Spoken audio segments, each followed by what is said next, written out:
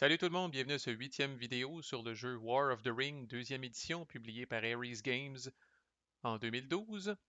Dans cette vidéo, on va poursuivre la revue des cartes. Cette fois, on va s'attaquer aux cartes stratégie du Free People's Player. Donc, le carte stratégie qui est l'autre deck. Un deck qui est formé, je le rappelle, d'un mix de cartes qui peuvent aussi être jouées via des Muster Action Dice ou des Army Action Dice. Alors, il faut être attentif aux symboles en haut à droite. On peut toujours jouer ces cartes-là avec un dé d'action événement, mais pour être capable de les jouer avec un autre dé, il faut que le dé matche le symbole qui est en haut à droite. Dans les cartes stratégie, vous allez avoir beaucoup de cartes qui vous permettent d'amener en jeu des renforts. Fait que si on va voir plusieurs cartes comme ça, là, on va peut-être regarder la première plus attentivement, puis les autres, on va passer plus vite. Alors, allons-y gaiement. On va aussi vérifier, on va aussi voir là, ensemble là, l'effet des cartes de combat qui, dans la majorité des cas, là, à part une carte, là, sont différents. Les cartes combat sont différentes là, du deck Character.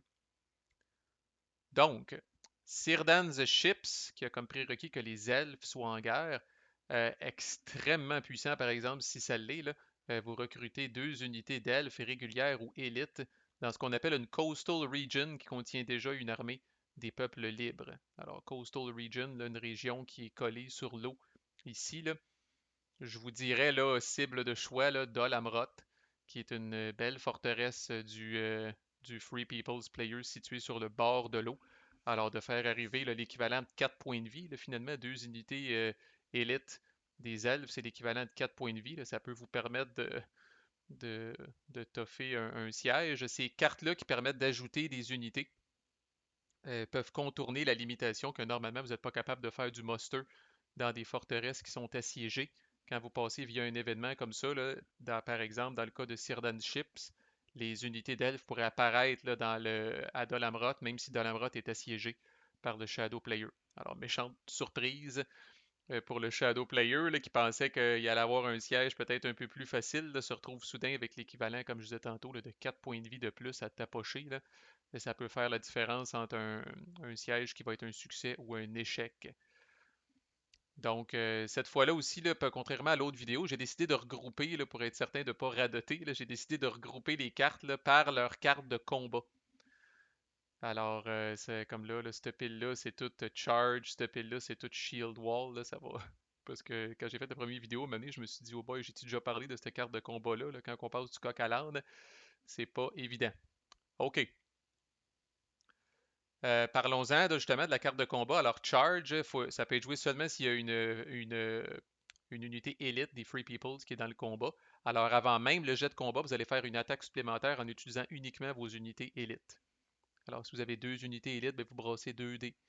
Puis vous appliquez le résultat immédiatement. Fait qu'encore là, le Shadow Player doit manger les hits avant de lui-même brasser son jet de combat, ce qui pourrait, s'il est tight, le faire baisser en dessous de 5 unités. Alors, une des cartes, la carte de renfort, je pense, la plus forte qui existe pour les Free Peoples. On va voir maintenant, ça c'est une carte beaucoup plus commune, là, des comme ça, on va avoir un paquet, là, les gardes de la citadelle. Alors, on recrute une unité du Gondor régulière ou élite et un leader du Gondor à Minas Tirith. Alors, souvent, l'emplacement est forcé. Dans ce cas-là, c'est Minas Tirith. L'autre, c'était une région coastale qui avait une armée des Free Peoples. Dans ce cas-là, c'est spécifiquement à Minas Tirith. Même principe, ça peut arriver même si la forteresse de Minas Tirith est under siege. Et l'autre grosse différence avec cette carte-là, qui est un classique, là, le Círdan Ships, on voyait comme prérequis que les elfes devaient être en guerre. Ici, c'est pas mentionné que le Gondor doit être en guerre, alors n'ajustez pas votre appareil.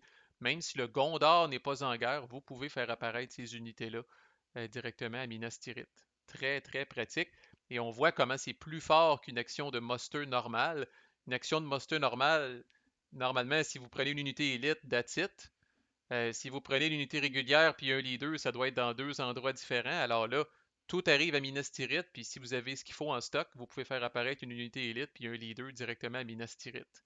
C'est comme l'équivalent de 3 points de recrutement, là, alors que d'habitude, avec un démoster, on peut juste amener 2 points de recrutement, soit un élite, 2 réguliers, un régulier, un leader, etc.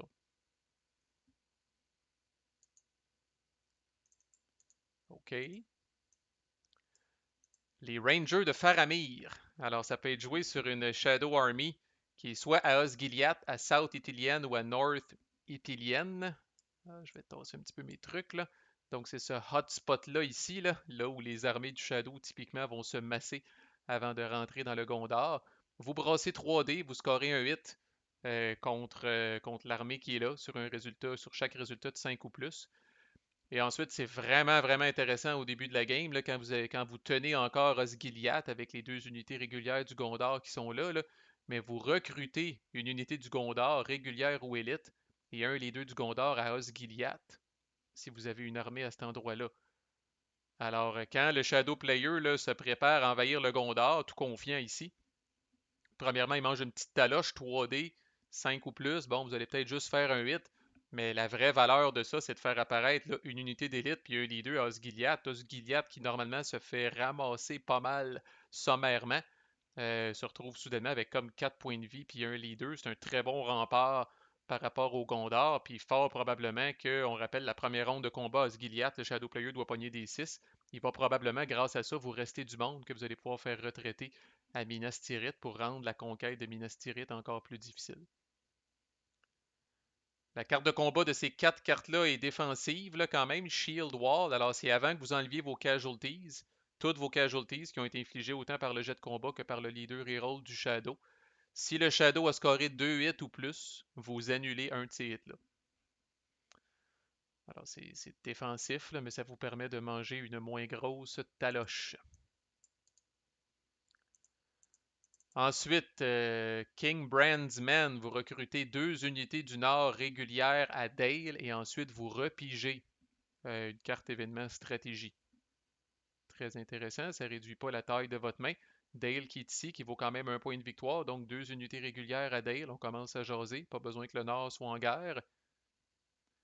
Et à noter, c'est là où ça peut devenir très débile quand même assez vite, là, ces événements-là qui vous font piger des cartes. Si Gandalf est le guide de la communauté, comme on a vu dans une vidéo précédente, là, ben non seulement là, avec l'effet de la carte, vous pigez une carte stratégie, mais avec l'effet de Gandalf, vous allez piger une carte stratégie aussi. Là.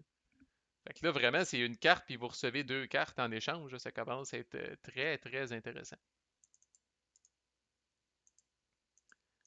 Imraïl de Dol Amroth, alors vous recrutez une unité du Gondor régulière ou élite et un leader à Dol Amroth. Alors ça fait déjà deux cartes qui peuvent mettre du stock quand même solide à Dol Amroth. Alors avis aux Shadow Players out there, même s'il n'y a que trois unités du Gondor régulières là au début. Là. Puis Dol Amroth, là, pour l'attaquer, normalement, vous allez devoir passer bon, par Pélargir peut-être. Fait que le Gondor va être en guerre. Fait que même par les voies naturelles, le Free People's Player va être capable de recruter à Dol Amroth avec les deux cartes qu'on a vues en plus. Là. Ça peut faire, comme on dit en bon québécois, une losing proposition. Ça peut rapidement vous mettre dans le trouble comme shadow player. Ah, Fear, Fire and Foes. Quasiment une carte game defining card. Alors, vous déplacez, c'est rare une carte stratégie qui déplace les compagnons, c'est le cas ici. Là. Vous pouvez déplacer autant de compagnons que vous voulez qui ne sont plus dans le fellowship, donc qui sont sur le board. Et si suite à ces déplacements-là, vous avez un compagnon qui est dans la comté ou à Bree, vous activez le nord et vous n'ajustez pas votre appareil, vous le bougez automatiquement en guerre. Alors, comme on dit dans un autre jeu célèbre, sans passer go, sans réclamer 200$, vous prenez le nord, vous l'activez et bing. Alors là, c'est le Nord instantanément est en guerre avec tout ce que là, vous pouvez recruter dans la comté. Vous pouvez recruter à Bree, recruter au Carrock, recruter à Dale. Là, soudainement, là, le Shadow doit commencer à surveiller ses arrières. Là. Le Nord est en guerre et peut se battre instantanément. Très, très intéressant comme carte.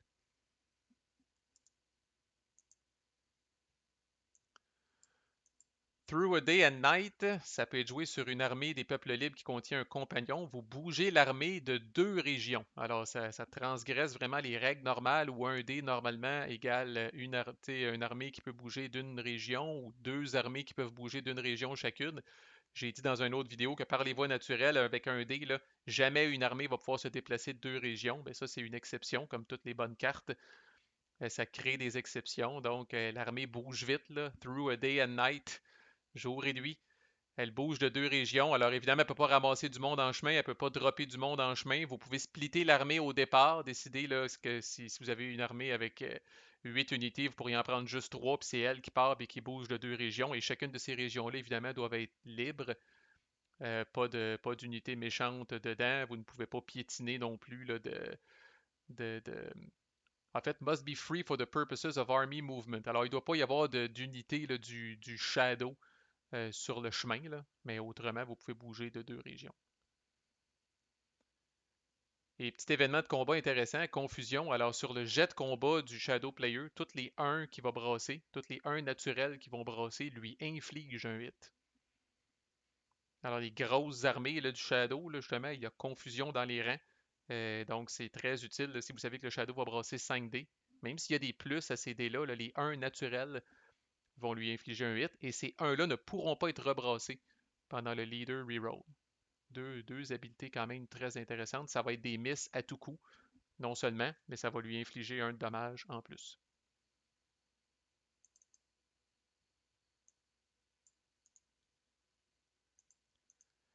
La sagesse d'Aileron, ça aussi, c'est une carte disons, oriente pas mal vos actions quand vous la pigez en début de game. Vous activez une nation des peuples libres de votre choix et vous l'avancez d'une boîte sur la traque politique. Alors, vous déniaisez là, une nation des peuples libres à distance via une carte et vous la baissez en plus d'une case. Là. Encore là, ça va venir chambarder les plans du Shadow Player là, qui avait peut-être prévu de masser ses troupes aux frontières de cette nation-là, là, ni vu ni connu, sans qu'elle se préoccupe de rien. Là. La sagesse d'Elrond fait que wake up, guys, le Shadow est à vos portes. Fait que vraiment, là, on les active puis on les descend d'une boîte. Et Homer, fils d'Éomun, on recrute une unité du Rohan régulière ou élite et un leader du Rohan dans une région du Rohan qui est libre et qui contient un settlement. Donc, tant qu'il y a un village, donc ça pourrait être Westemnet, Fold, Free Rohan Region, là, ça veut dire que ça ne doit pas avoir été souillé par le Shadow Player, là, sinon l'événement n'est pas jouable. Mais autrement, là, vous avez une petite résurrection peut-être du Rohan là, qui pop dans un village, une unité d'élite, puis un leader qui va apparaître, puis qui est prêt après ça à bouger. La carte de combat, Valor, alors ça prend une unité élite des Free Peoples dans le combat. Vous ajoutez un à toutes les dés de votre combat roll. C'est quand même très offensif comme carte. Ça risque de faire mal.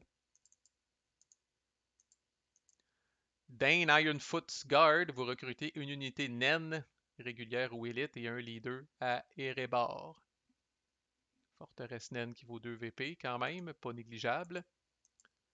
Et les archers de Tranduil, vous recrutez une unité des elfes, régulière ou élite, au Woodland Realm, qui est ici. Et ensuite, vous pigez une carte stratégie. À noter que les elfes sont la seule nation où, quand on met là, bout à bout là, toutes leurs cartes de recrutement, là, on avait tantôt Círdan's Ships qui pouvait amener 2 unités d'élite. Là, on a Tranduil's Archers qui peut amener une unité d'élite. Si on met toutes les cartes des elfes là, bout à bout, là, vous n'avez pas assez de figurines disponibles des elfes pour tout faire ça potentiellement. Là. Alors, dans le cas des elfes spécifiquement, là, vous devez vous poser la question, est-ce que c'est là que je veux concentrer mes forces? Est-ce que c'est où est-ce que je veux amener mes forces? Parce que les elfes, contrairement aux autres, là, ont vraiment pas beaucoup de monde. Alors, vous devez, bon, vous surveiller un petit peu là, quant à où est-ce que vous mettez vos renforts. Parce qu'une fois qu'il n'y en a plus, comme on a dit dans les autres vidéos, il n'y en a plus. Ah, la dernière bataille, ça c'est extrêmement flavorful. Alors vous jouez ça sur la table, c'est persistant. Si Aragorn, pas grand pas là, dans des cartes, des fois c'est grand pas slash Aragorn, là c'est Aragorn spécifiquement, est avec une armée des peuples libres dans une région située à l'extérieur des frontières des peuples libres. Alors typiquement ce qu'on simule ici, là, c'est quand Aragorn vient avec tous les autres, puis les soldats du Gondor, là, vient baver Sauron aux portes là, du Mordor pour détourner son attention des porteurs de l'anneau. C'est exactement ce qui est simulé par ça ici. Et comment ils ont implanté l'effet, c'est quand même intéressant. Tant que cette carte-là est en jeu, les dés qui sont utilisés pour bouger le Fellowship ne sont pas ajoutés à la Hunbox ici. Alors, le fellowship peut bouger plusieurs fois dans un tour sans être pénalisé, là, alors que normalement, à chaque fois qu'il bouge, le dé s'en va dans cette boîte-là, là, puis ça devient de plus en plus risqué. S'il est au Mordor, entre autres, quand un œil sort, ça va être épouvantable, là. Puis s'il n'est pas au Mordor, ben, ça donne des plus au jet de dés du Shadow Player. Donc là, si le Fellowship est à l'extérieur du Mordor, ça va tout le temps prendre des 6 au Shadow Player pour essayer de le détecter. C'est épouvantable. Et puis, si le fellowship est au bord d'or, ben, au moins, quand il se déplace, ces dés bleus s'en vont pas là, là. Donc, si un œil sort, ça risque d'être moins dramatique, là. Et cette carte-là doit être discartée euh, dès que le fellowship est déclaré ou révélé.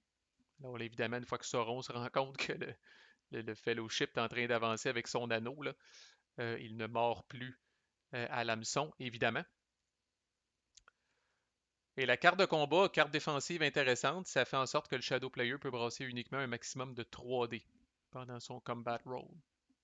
Ça se prend bien. Encore là, s'il y avait 5 dés de combat, 5 de valeur de leadership, au lieu d'avoir 5 dés, rebrasse 5, il va avoir 3 dés en rebrassant un maximum de 3 dés aussi, là. Fait que vraiment, à la moins d'un trick du Shadow, là, donc maximum de hits qu'il va pouvoir infliger quand cette carte-là est jouée, c'est 3. C'est quand même pas pire.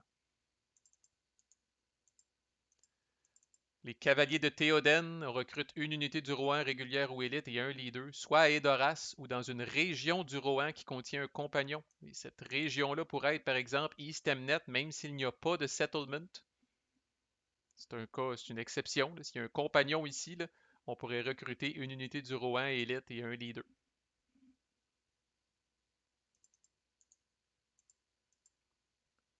Celeborn's Galadrim, vous recrutez une unité des elfes régulières ou élites en Lorien, et ensuite vous pigez une carte stratégie. Alors, en voilà une autre carte de recrutement des elfes.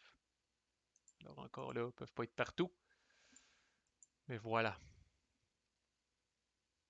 L'esprit du Mordor, The Spirit of Mordor. Alors, vous choisissez une armée du Shadow, très intéressante comme carte. Ça simule tout le chamoyage et la chicane qu'il y avait là, des fois dans les armées du Mordor.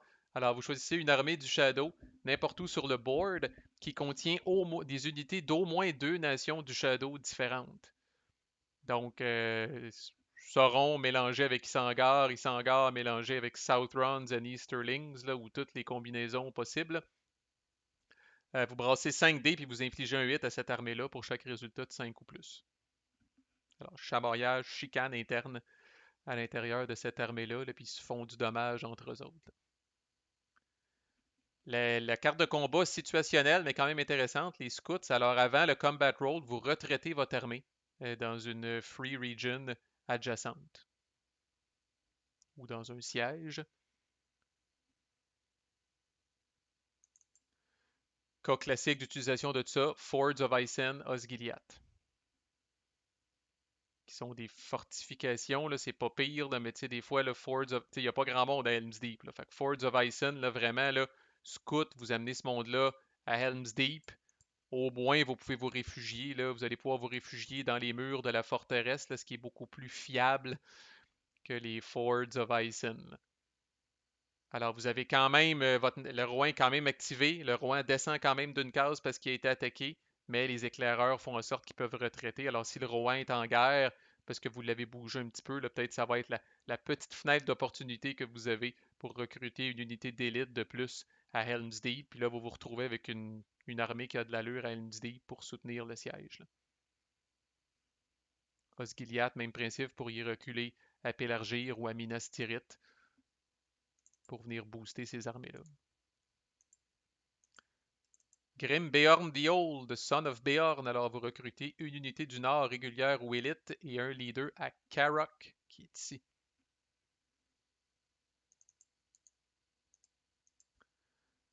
The Red Arrow, très flavorful. Alors, ça peut être joué uniquement si le Gondor est actif. Donc, si le Gondor a été flippé, pas nécessairement en guerre, mais actif, conscient du danger. Vous avancez le Rohan d'une case sur la traque politique et vous recrutez une unité du Rohan régulière ou élite et un leader à Edoras. Donc, vous avez les deux avantages d'un muster en quelque sorte, là. Vous bougez le Rohan d'une case, ça attraque politique et en plus, vous recrutez du monde. Plus qu'à l'habitude, même avec une action de muster, là, vous pouvez recruter une élite et un leader, ce que vous n'êtes pas capable de faire normalement avec un dé de muster.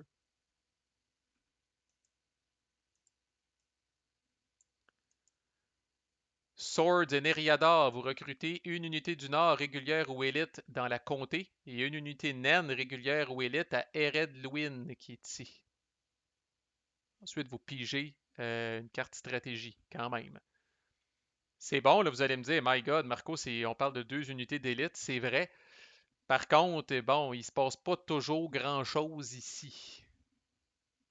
C'est pas les premières cibles habituellement qui sont visées par le Shadow Player, là, mais bon, des fois pour faire une contre-attaque, pour menacer, pour amener ce monde-là, venir menacer peut-être Angmar ici, la fameuse victoire militaire du Free People, ça pourrait être intéressant, là. Mais oui, c'est très fort, mais c'est en même temps, habituellement, c'est loin de l'action, un peu. La carte de combat, position avantageuse. Alors, si le Defending Army, ce qui va être le cas 90% du temps, est à l'intérieur des frontières d'une nation des peuples libres. Alors, honnêtement, à part Osgiliath, là, c'est rare que ça arrive. Habituellement, quand le Free People se fait attaquer, il est chez eux, là. Alors, vous soustrayez un de toutes les dés sur le combat roll du Shadow Player. Mais on rappelle, je ne l'ai peut-être pas dit, mais c'est classique dans tous les jeux, là. Un 6 naturel est toujours un 8, un 1 naturel est toujours un miss. C'est le cas dans ce jeu-là, là. Parce que là, vous pourriez dire, My God, si je soustrais un puis il attaque une forteresse, il n'y a aucune chance de me toucher. Parce que même s'il brasse 6, moins 1, ça donne 5, puis ça y prend 6. Un jet de 6 naturel est toujours un succès. Fait intéressant. Fait d'abord, vous allez dire, Why the fuck would I play that? Euh, vous allez voir que souvent, le Shadow Player va se jouer des cartes lui, qui vont lui donner des bonus sur ses jets. Alors, le Shadow Player a énormément de cartes qui donnent des bonus plus 1, mettons, sur ses jets de combat. Donc, si le Shadow Player a joué une carte comme ça et que vous avez joué une carte comme ça, parce que vous êtes futé, plus 1 pour la carte du Shadow Player, moins 1 pour la vôtre, on revient au fait que ça prend un 6 naturel dans le cas d'une forteresse pour faire un 8. Donc, des fois, rappelez-vous, si vous êtes défenseur, vous parlez en dernier. Vous êtes capable de voir si le Shadow Player a joué une carte. Si c'est le cas, il y a des bonnes chances que ça lui donne des plus sur son jet, alors vous pourriez prendre une chance puis jouer ça pour y mettre un moins 1 sur son jet de combat. Le livre de Mazarboul, c'est la même chose que Fear, Fire, Foes qu'on a vu tantôt. J'aurais pu les regrouper aussi. Là. Je les ai regroupés par carte de combat. Mais bref, vous déplacez tous les compagnons, ben, tous ou certains des compagnons qui ne sont plus dans le fellowship, donc qui sont sur le board. Ensuite, si un compagnon se trouve à Erebor, qui est ici, ou à Eredluin, qui est ici, même principe que tantôt, là, vous activez les nains et vous les bougez directement en guerre. Très intéressant. Puis dans le cas du Nord, puis dans le cas des nains, là, ça n'a pas besoin d'être grand pas, ça n'a pas besoin d'être Gimli, tant qu'il y a un compagnon qui est là à la fin du déplacement. Kindred of Glorfindel, vous recrutez une unité d'elfe régulière ou élite à Rivendell et vous pigez une carte. Le pouvoir de Tom Bombadil, vous jouez ça sur la table. Vous avancez le nord d'abord d'une case sur la traque politique. Et tant que cette carte-là demeure en jeu, le Shadow Player ne peut pas attaquer ou bouger dans la vieille forêt, la comté ou Buckland. Ce triangle-là ici. Là. Évidemment, la comté est plus la région d'intérêt ici parce qu'elle vaut un point de victoire là, pour le Shadow Player. Là. Donc, comment le Shadow Player se débarrasse de ça, quand même, c'est pas simple. Il doit jouer n'importe quel, il gaspille, il dépense n'importe quel dé d'action. Et il doit discarter une carte character et une carte armée de sa main. Donc 2 cartes au total de sa main, plus un dé d'action qu'il ne pourra pas utiliser autrement que pour défausser cette carte-là. Et ça compte comme son action. Là. Quand arrive le tour du Shadow Player, s'il est tanné, là, il dépense un dé d'action. Puis il discarte. Une carte character, c'est correct. Une carte armée, à noter que ce n'est pas écrit une carte stratégie, erreur classique. Alors, carte armée, là, dans le cas du Shadow Player, encore là, il doit avoir l'icône d'armée en haut à droite, comme on a vu là, dans l'anatomie des cartes. Là. Fait que ça représente peut-être la moitié de ces cartes stratégie. Alors, des fois, comme Shadow Player, on n'a pas. On n'a pas, on les attend. Alors, il faut attendre d'en piger une pour être capable de se débarrasser de Tom Bombadil. Ah, très flavorful. Help unlooked for. Vous attaquez une Shadow Army qui est en train d'assiéger une forteresse avec une armée des peuples libres située dans une région adjacente. Donc, par exemple, là, je peux bien faire le cas ici, là. Minas Tirith est assiégée présentement par cette méchante armée du Shadow, puis pour une raison X, vous avez du monde ici. Alors voilà, j'ai une Free People's Army adjacente à une région d'une Shadow Army qui est en train d'assiéger une forteresse. Alors on attaque, fait qu'on part un combat, et pendant toute la durée du combat, le Shadow Player brasse un dé de combat de moins pour chaque unité du Free Peoples dans la forteresse qui est assiégée. Alors, thématiquement, là, j'ai dit dans les autres vidéos que normalement, quand on attaque comme ça, là, ben, c'est vous autres contre eux autres. Ceux qui sont dans la forteresse restent dans la forteresse puis ils regardent par les fenêtres qu'est-ce qui se passe. Mais là, dans ce cas-là, thématiquement, là, c'est comme si les gens de la forteresse sortaient aussi, puis là, le bordel était pogné. Imaginez, dans ce cas-là, où le Shadow Player, il restait juste 5 unités, bon, ben, il brasse un dé de moins par unité qu'il y a dans la forteresse. Alors, il brasse un seul dé pendant tout le combat pour ses jets de combat. Alors, même s'il y a 5 Nazgûl, il brasse un dé, il rebrasse un dé, il peut juste infliger un hit à chaque fois, là. Alors, qu'est-ce qui va se passer typiquement dans un scénario comme ça? C'est que vous allez forcer le Shadow Player à retraiter. Et là, le siège va être brisé. Puis là, le Shadow Player, puis là, vos unités vont avancer parce qu'ils ont gagné le combat pour venir renforcer le siège, le bordel. Vraiment, là, ça peut être ça peut être un lifesaver si c'est utilisé là, au bon moment. Un pouvoir trop grand, ça ressemble beaucoup à Tom Bombadil. On le joue sur la table, on avance les elfes cette fois d'une step, d'une boîte sur la track politique. Tant que cette carte-là est en jeu, même principe, le Shadow Player ne peut pas bouger ou attaquer Lorien, Rivendell ou les Grey Havens. Donc Lorien, Rivendell et les Grey Havens. Alors, le Woodland Realm est à l'écart de cette carte-là, même si c'est la quatrième forteresse elfe, n'est pas concerné par ça. Et même principe pour s'en débarrasser. Le Shadow Player doit se débarrasser d'un dé d'action à son tour et discarter encore là une carte événement armée et une carte character de sa main. Et à noter là, que même si le Shadow est installé en Lorienne et qu'on est en situation de siège en Lorienne, ça l'empêche de lancer un assaut. Là. Alors, temporairement, tant que c'est pas débarrassé de la carte, il peut rester en Lorienne, mais il ne pourra pas attaquer tant que c'est pas débarrassé de la carte. Et ma foi, j'ai failli ne pas parler de cette carte combat-là. Ben, j'ai discarté l'autre carte assez rapidement. No Quarter, carte offensive intéressante quand même. Dès que vous avez infligé au moins un hit avec votre Combat Roll ou votre Leader Reroll, vous scorez un 8 de plus. On peut peut-être le voir dans les stratégies, là, mais quand à un moment donné, là, le Shadow Player pousse sa luck un petit peu puis commence à avoir de moins en moins de monde, là, on switch comme Free People's Player avec des cartes un peu plus offensives. Là. Et là, on vient faire planer le doute là, sur le succès du siège là, et peut-être menacer le Shadow Player là, que le siège, finalement, là, on va le voir, là, mais dès qu'un siège foire pour le Shadow Player, là, c'est très dur pour lui de se relever de ça, là, parce que de refaire ses forces, de rebouger à cet endroit-là, souvent il va être obligé d'abandonner la région.